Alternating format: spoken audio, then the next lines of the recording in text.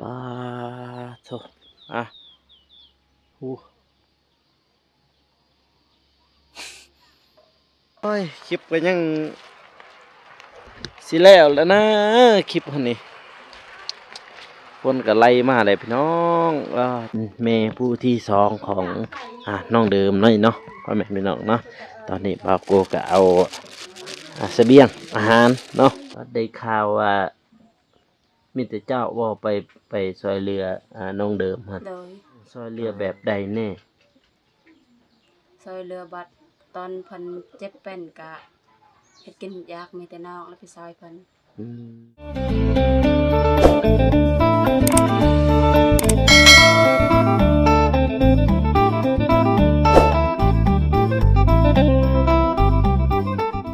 ปาติโทพี่น้องเอ้ยมืดฝนแล้วมืดแล้วฝนพี่น้องเอ้ยเนาะปาติโทมาอยู่บ้านน้องเดิมคือเก่าพ่อแม่พี่น้องเอ้ยเนาะมาครั้งนี้ก็มากับเบานุ่ง2 คนเนาะปาโทอ่ะหู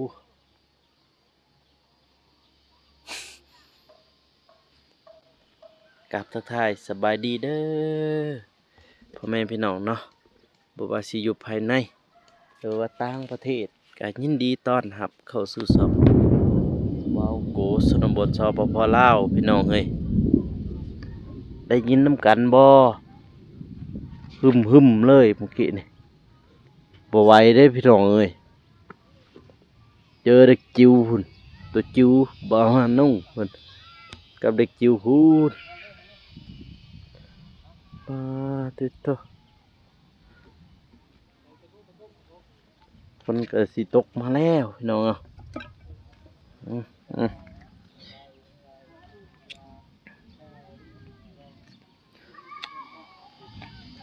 ฝนก็มาทางมันฝนตกขนาดเลยแห้งแล้วทางน่ะพี่น้องเอ้ยปาโตปุ๊ดาวน้องอยู่พุ่นพี่น้องฮะ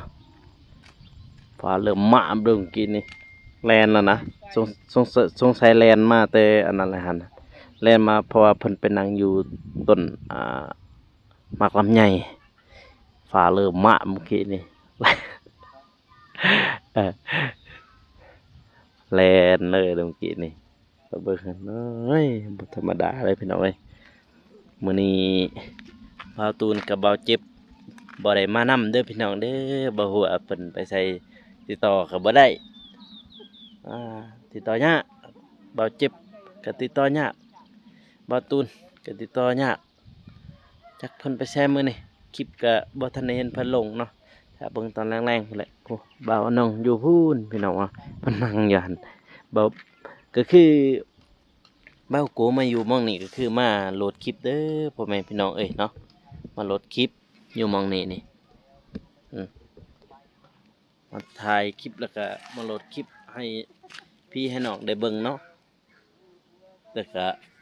ฟ้าเริ่มมาเมื่อกี้นี่ตกใจเบิดเลยจีก็อุ้ยดังเลยปอกแป๊กเลยพี่น้องอียะฝนมาแล้วเด้อฝนมาแล้วเด้อฝนมาแล้วมื้อนี้เบาโกมาเอาน้ำมานำพี่น้องเอ้ยมื้อวานนี่อยากกินน้ำโอ้ยคลิปก็ยังสิแล้วนะคลิปอันนี้ฝนก็ไล่มาเลยพี่น้องโตเฮ็ดจังไห้ได้บัดนี้นะ86%นี่ดิโหลดคลิปป้าโตเฮ็ดจะได้บัดนี่ต้องได้วิ่งแล้วบ่แนวนี่มื้อนี้ว่าสิไปบ้านบ้านว่างเนาะไปหาผู้ที่ถูกขังหั่นเนาะว่าสิไปกับบ่าวน้องเพิ่นพี่น้องเอ้ยว่าสิไปมื้อนี้ก็บ่ส่งแล้วพี่น้องเอ้ยบ่ส่งนะพูดเพราะว่าบ้านว่างกับทางนั้นคือกันพี่น้องเอ้ยโตหานะอุ้ย เร็วน้อยเร็วน้อยสัญญาณนี่ก็ได้ใจเย็นเด้อใจเย็นเด้อใจเย็นเด้อฝ่าฝนเอ้ยเบากูโหลดคลิปก่อนพี่น้องเอ้ยพี่สิเต็มแล้วนี่ยังนิดเดียวนี่มาตุ๊บมื้อนี้ฝนตกมาหาขอภาวนาอย่างเดียวพี่น้องภาวนาวันจันทร์บ่ให้ตกเด้อเป็นวันจันทร์ครับเป็นวันที่ว่าขึ้นบ้านใหม่ของน้องเดิมพี่น้องเนาะฝากให้กำลังใจทีมงานแล้วก็เบาโกแล้วก็น้องเดิมน้องเด่นเด้อครับพี่น้องครับฝากเป็นกำลังใจให้แน่เนาะกำพร้าพอเนาะ2 คนนี่กำพร้าแม่ว้าตกฝนตกไว้มาเน่สัญญาณเอ้ยขออะไรสัญญาณนี่ก็ได้ตอนนี้อยากได้สัญญาณนี่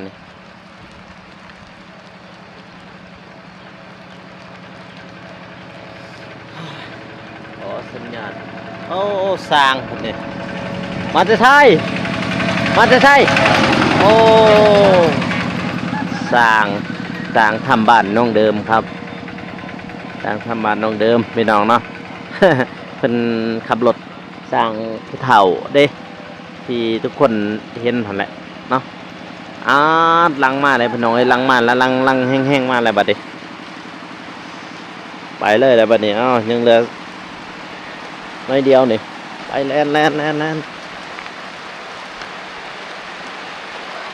โอ้แล่นเด้อปันนี้เด้อฝนตกเนี่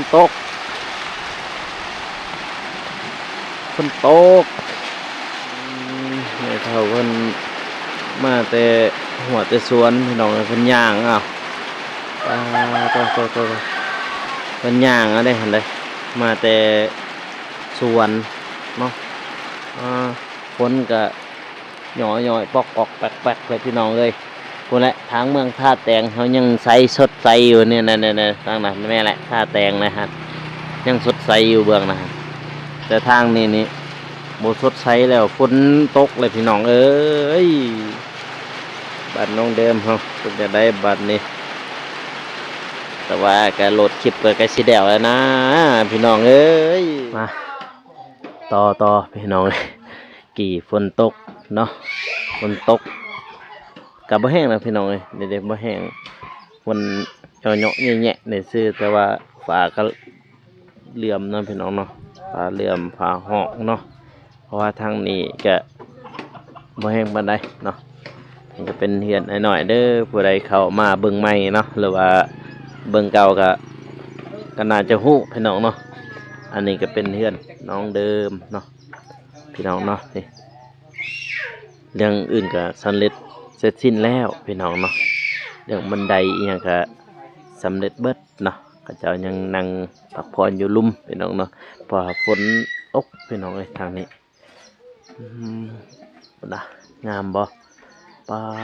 ติโถอย่างงามเลย FC ว่าจังไดเนาะผู้ใดว่างามหันกดเลข1มาให้แน่เด้อพี่น้องเนาะผู้ใดว่างามกดเลข1เนาะมามื้อนี้ก็มากับ2 คันนี่คันเบานุ่มนี่คันเบาโอ้พี่น้องเอ้ยไปเดี๋ยวเฮาเข้าไปทักทายเจ้าซิมเพิ่นเนาะเป็นเอื้อยหรือว่าเป็นแม่ผู้ที่2ของน้องเดิมน้อยเนาะพ่อแม่พี่น้องเนาะตอนนี้บ่าวโกก็เอาเสบียงอาหารเนาะไปฝากให้เพิ่นเนาะพี่น้องเนาะเพราะว่าน้องเดิมเราตอนเจ็บเป็นนี่ก็มีแต่ซิมนี่แหละเป็นผู้ยืนมือมาช่วยเนาะมาเบิ่งมาแย่งพี่น้องย่ำตอนเจ็บตอนไข้กะเพิ่นมาเนาะมาเบิ่ง2 คนเพิ่นกับน้องเด่นเนาะพี่น้องเนาะเฮาก็มีน้ำจิตน้ำใจให้เพิ่นอยู่พี่น้องเอ้ยอันเล็กๆน้อยๆเนาะเพราะว่ามีผู้ใหญ่ใจบุญเพิ่นฝากเงินทางบ่าวอนุ่งเนาะพี่น้องเนาะหรือว่าสนับสนุนห้านบ่าวอนุ่งพี่น้องก็เลยซื้ออันนี้ ซื้อเครื่องอยู่แนวกินนี่มาฝากมาต้อนเนาะมานี่เขาไปทักทายในอะไรเฮือนเพิ่นนี่ก็เป็นภาคตีที่ว่าเบาหลีเพิ่นซื้อในมื้อนั้นพี่น้องให้มาแอบแต่ก่อนเฮาก็เคยถ่ายมาหลายเทื่อพี่น้องเอ้ยตัวสบาย ส ดี บายดีเด้อเดบาวโก FC โดย ทุกคน โดย เป็นใหญ่ใจบุญ โดยตัวฝนตกพี่น้องเอ้ยขึ้นทางเทิงแน่บ่ ได้ ไปพี่น้องเอ้ยขึ้นเบื้องเทิงมาทักทายเพิ่นเนาะเบื้องเทิงเลยตัวบาดนี่เห็นหุงบ่ได้บาดมืดได้เนาะมันไปแดดบ่ โอ้ไฟดับ ไปดับบ่ไปดับกระสร้างไปยังปาตัวบ่ได้ไปใช้บ่มื้อนี้ บ่ฝนตก ฝนตกก็เลยบ่ได้ไป โดย อ๋อมาหาเพิ่นมื้อนี้พี่น้องเอ้ยแต่ก่อนเฮาก็มาถ่ายเพิ่นอยู่พี่น้องเนาะทางนี้มาถ่ายเรื่อยๆเนาะแต่ว่าสอนไลน์พวกเฮาทีมงานเฮาก็จะไปถ่ายน้องเดิมหลายกว่าพี่น้องเอ้ยเพราะว่าเป็นเคสแรกของทีมงานเฮาเลยเนาะที่มาสร้างมาซาเนาะตัวมื้อนี้ผัวจะไปใช้มื้อนี้ผัวจะ อยู่คือกันบ่โอ้โหบ่ได้ไปใช้บ่ช่วงนี้ บ่มีดินสิเฮ็ดบ่ได้ไปใส่ ก็อยู่จังซี่แหละเนาะ มีแต่ท่าตอนเขาดำนาไปรับจ้าง โอ้ก็คือถ้าเขาเจ้าดำนา โดย จึงไปรับจ้างถ้าบ่มี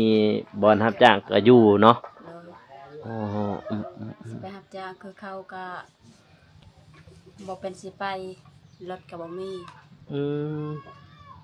สิไปรับจ้างก็บ่มีรถอีกโธ่พี่น้องเอ้ยมาทักทายอีกครั้งเนาะเพราะว่าในมื้อก่อนเฮาก็มาหาเพิ่นเป็นเทื่อที่2บ่ค่อยมาแม่นบ่ สอง บ่แม่นเทื่อที่3แหละเทื่อเทอมอิดตอนไหนน้อกับเบาหลีบ่ค่อยมาแม่นแหละ แม่น กับเบาหลี ตัวที่สาม แล้วเทื่อที่2หั่นค่อยมามื้อนั้นตอนจะนึ่งข้าว โดย เทื่อที่3พี่ครั้งนี้แหละพี่น้องเอ้ยเทื่อที่3แล้วนี่นั่งก่อนเพราะว่าเห็น FC เพิ่นก็คอมเมนต์อยู่เนาะมาหาถ่ายเพิ่นนี่เนาะถ่ายเรื่อยๆอัปเดตเรื่อยๆเขาว่าเนาะพี่น้องเนาะบัดนี้พวกเจ้าเป็นพี่น้องกันบ่กับสาวเดิมฮะ โดย พี่น้องแท้ๆทางใด ทั้งแม่ผัว โอ้ทางแม่ของผัว โดย ก็คือผัวจะเอิ้นแม่นโตเอื้อยของน้องเดิมบ่แม่นบ่ผู้นั้นบ่ เดอยู่เฮือนนี่ อยู่เฮือนนี่บ่ โดยไก่เฮือนไอ้น้อย อ๋อโอ้ไกลเฮือนไอ้น้อยเอาไว้ก็14ก็คือสิฮู้เลยพี่น้องว่าเพิ่นเอาผัวแต่ยังน้อยๆเพิ่นแต่14 ปีว่าจะเอาผัว โดย แต่14 ปีเพิ่นพี่น้องเอ้ยเพิ่นสร้างครอบครัวบัตรค่าดองอีหยังเด้ตอนนั้นเด้ บ่มี บ่มี โดย บ่มีเลยบ่มีจะกีบ บ่มีแต่2ล้านเงินหมู่ตัวหนึง 2 ล้าน โดย เงินเท่าไรเงิน เงิน2ล้าน เงิน2 ล้าน หมู่ตัวหนึง หมู่ตัวหนึง โดย อ๋อก็สำนั้นบ่ค่าดองฮะ โดย บัตรพ่อแม่ เพิ่นก็ตกยากคือกัน บัตรพ่อแม่เจ้าเด้ซะนะ พ่อแม่ทั้งพ่อบ่ เออ แม่ข่อยบ่มีแต่แม่นา โอ้แม่แท้จะหันบ่มีเสียแล้วบ่หรือว่าจังได เราเสีย เราเสียแล้ว เสียปะตาน้อย แต่ยังน้อยๆพุ่น ๆโดย มีแต่แม่นา โดย ก็คือว่าแม่จะเสียแต่ว่าพ่อยัง ยัง พอไปเอาเมียใหม่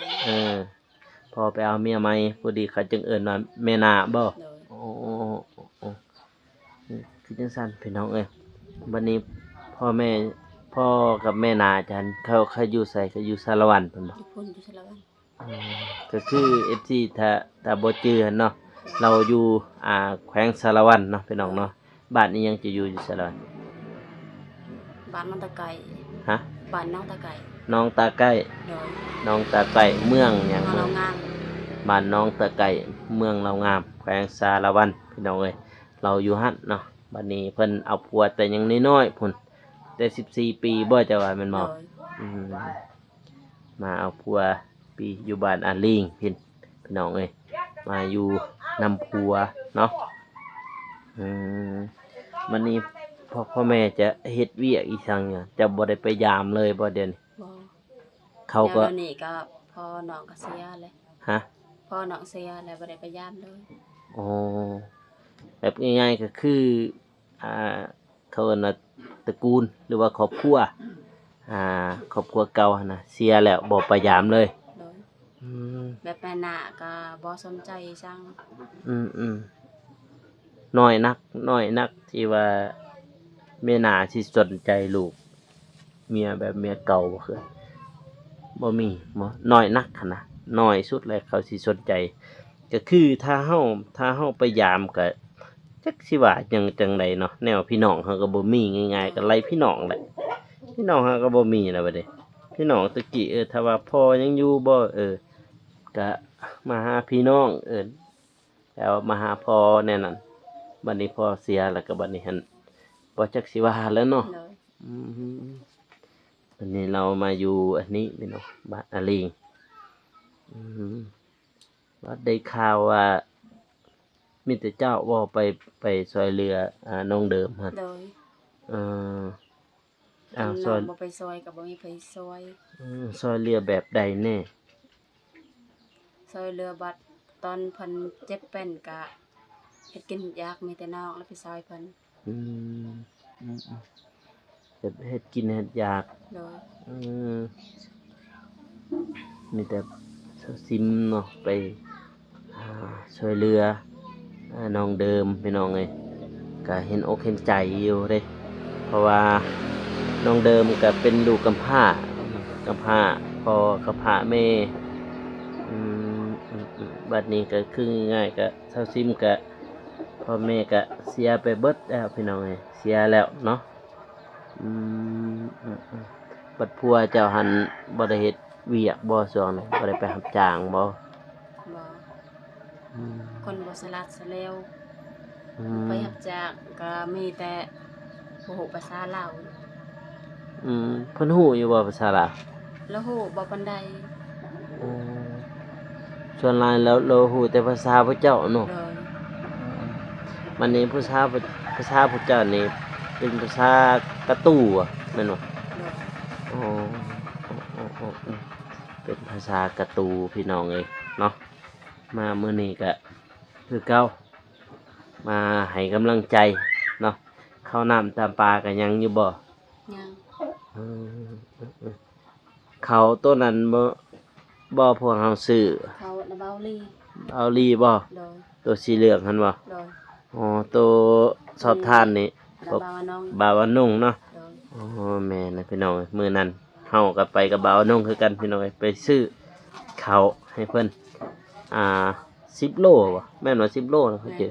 10 โลพี่น้องเอ้ยมามื้อนั้นมาเพราะว่าน้องเดิมเพิ่นก็ว่าชาวซิมนี่ซ้ำแม่ผู้ที่สองของเพิ่นเนาะพี่น้องเนาะเพราะว่าเพิ่นก็ช่วยเหลือแบบว่ายาม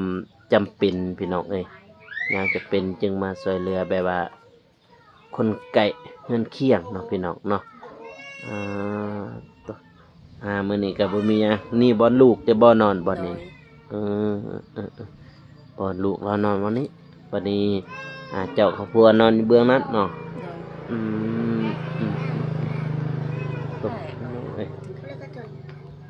พี่ขี้ไฟเราเบื้องนี้นี่ขี้ไฟเราเบื้องนี้พี่น้องเอ้ยเห็นบ่ป๊าตกพี่ เราเราแอบมาใหม่แต่ก่อน FC ก็คือสิเห็นอยู่ดอกเฮามาถ่ายเพิ่นประมาณ3ครั้งพี่น้องเนาะปกติเพิ่นยังเก่าๆบอลเพิ่นเดี๋ยวนี้เอาออกแล้วเนาะ โดย อืมเอาออกแล้วพี่น้องเอ้ยเพราะว่าใช้งานบ่ได้ง่ายๆคือเล็กออกมาหมดเลยเนาะ โดย อืมบัดนี้เอาอันนี้มาให้นี่อ่ะเอาของฝากของตอดเนาะง่ายๆก็คือมีมีมาม่าแล้วก็มีอ่าเกลือเป็นนัวมาให้อ่าอืมอืมอ่าจากทีมงานเฮาเนาะจากบาวโกพี่น้องเอ้ยเพราะว่าตัวนี้ก็เป็นจากหานบาวอนงพี่น้องนี่มีอ่ามีแล้วก็เกลือเป็นนัวกับปลาแดกเนาะเพราะว่าแม่ผู้ใหญ่ใจบุญเพิ่นจาก USA เนาะเพิ่นฝากมาเพิ่นฝากเงินอุดหนุนหาดบาวอนงพี่น้องเอ้ยเนาะจากแม่เอสโตเนาะคิสโตเนาะลืมคิสโตพี่น้องเอ้ยเพิ่นฝากทางบาวอนงแล้วก็อุดหนุนหาดบาวอนงเนาะก็ขอขอบใจเพิ่นหลายๆเด้อที่สนับสนุนทีมงานเฮาเนาะแล้วก็เพื่อแจกจ่ายให้ผู้ที่ด้อยโอกาสเนาะพี่น้องเนาะแล้วก็อยากให้เซาซิมเพิ่นอวยพรแม่คริสโตเนาะจากสหรัฐอเมริกาพี่น้องไงอวยพรเพิ่นเลย ก็ขอบคุณหลายๆเด้อแม่เอสโตที่มาช่วยเหลือน้องในมื้อนี้กันบ่มีพวกแม่ช่วยก็น้องบ่มีกินทุกมื้อนี้ขอให้แม่สุขภาพแข็งแรงเด้อขอให้สุขกายสุขใจเฮ็ดหยังก็ขอให้เจริญปรารถนาจึงได้ขอให้ได้สิ่งนั้นความเจ็บจะสุใดความไข้จะสุมีไปทางใดก็ขอให้ปลอดภัย โดยเนาะนี่แหละของฝากของต้อนพี่น้องเลยคือมาช่วยเพิ่นเนาะพี่น้องเนาะเพราะว่าทีมงานเฮาเอาของฝากหรือว่าซื้อจากบ้านห้านบ้าวอนงนั่นแหละพี่น้องเอ้ยเป็นมีแล้วก็ปลาแดกแล้วก็มักพริกสบู่พี่น้องเอ้ยอย่างแม่คริสโตเนาะจากสหรัฐอเมริกาพุ่นเลยพี่น้องเอ้ยจากนั้นก็ขอให้แม่อยู่เย็นเป็นสุขสุขภาพแข็งแรงความเจ็บอย่าได้ความไข้อยุสมีเนาะให้เจ้าหังเจ้ามีให้เจ้าร่ำเจ้ารวยเนาะปรารถนาสิ่งใดก็ขอให้ได้สิ่งนั้นให้ได้ดังสมปรารถนาเนาะแล้วก็อายุมันขวัญยืนเนาะนอนรับก็ให้ได้เงินหมื่นตื่นขึ้นมาให้ได้แก้วมณีโคตรเด้อแม่สาธุพี่น้องเนาะมาอย่างมองนี้เลยพี่น้องเอ้ยทางไหนก็ขอบอกขอบใจเด้อแม่คริสโตเนาะจากสหรัฐอเมริกาเนาะทางไหนก็ขอให้แม่จงอยู่ดีมีสุขภาพแข็งแรงความเจ็บอย่าได้ความไข้อยุสมีเนาะนอนรับก็ได้เงินหมื่นตื่นขึ้นมาให้ได้แก้วมณีโคตรเนาะแม่จังไดก็ร่ำรวยเนาะคลิปนี้ครับบ่าวโกก็สิจบไปเพียงเท่านี้เด้อพ่อแม่พี่น้องเนาะใครจะเริ่าลืมฝากกดไลค์กดติดตามเพื่อเป็นกำลังใจให้บ่าวโกชนบทสอบปุปลาวและก็ทีมงานเนาะสำหรับคลิปนี้ขอกล่าวเข้ามาสบายดีพี่น้องเอ้ยแล้วเจอกัน EP ต่อไปเนาะ